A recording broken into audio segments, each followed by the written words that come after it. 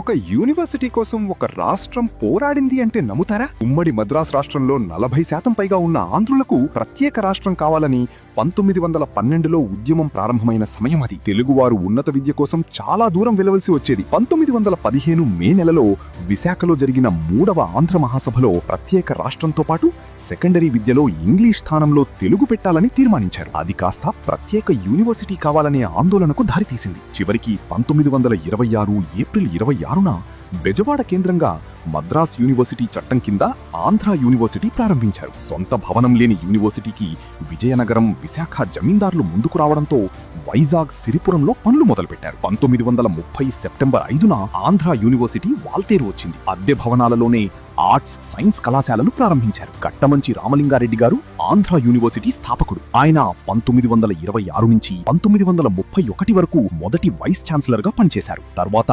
1936 నుంచి 1949 వరకు మళ్లీ ఆ పదవిలో కొనసాగారు. ఆయన నాయకత్వంలో ఆంధ్ర యూనివర్సిటీ ఉన్నత విద్య మరియు పరిశోధనలో ఎంతో ప్రఖ్యాతి పొందిన గొప్ప విద్యాసంస్థగా మారింది.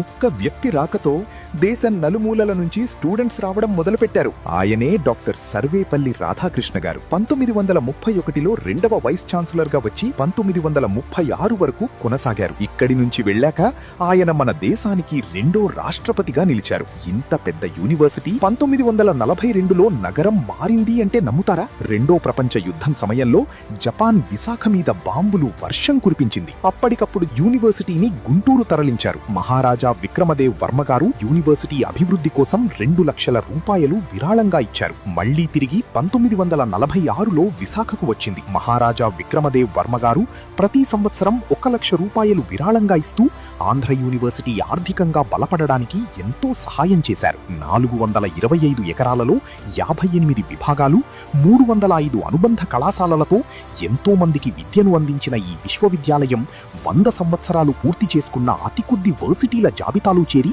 శతదినోత్సవ ఉత్సవాలు జరుపుకుంటోంది. సివి రామన్, మోక్షగుండం విశ్వేశ్వరయ్య లాంటి వారు పాఠాలు చెప్పిన ఈ కళాశాల ఎంతో గొప్ప గొప్ప వారిని దేశానికి అందించింది. ఆంధ్ర యూనివర్సిటీ ఒక కళాశాల కాదు, తెలుగువారి గౌరవం, మన గుర్తింపు.